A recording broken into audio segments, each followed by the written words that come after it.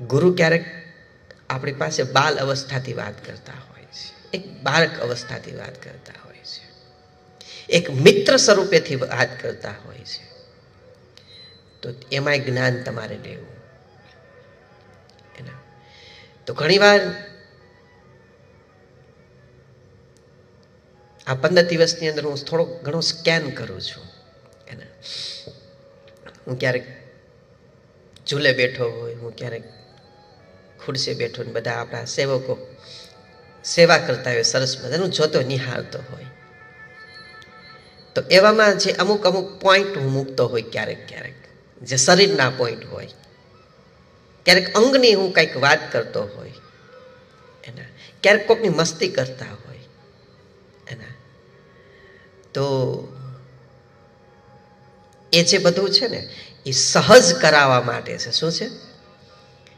એક ને એક વારંવાર તમે બોલો ને એટલે થાય તો બોલા કે બોલો હા કે ના, છે કે નહીં? આવું આપણે સમજીએ છીએ કે એ તો બોલા રાખે.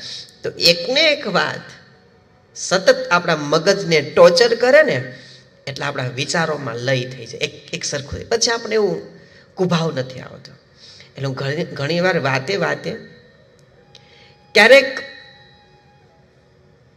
એમ કહો, જો ઓલા ભાઈ કેવું કરે છે, જો ઓલા ભાઈ આમ કરે, જો ઓલા બેન આમ કરે છે, એટલે એમ બધા હસવા માંડે. હસો કે નહીં હસો બધા? બોલો હા કે ના?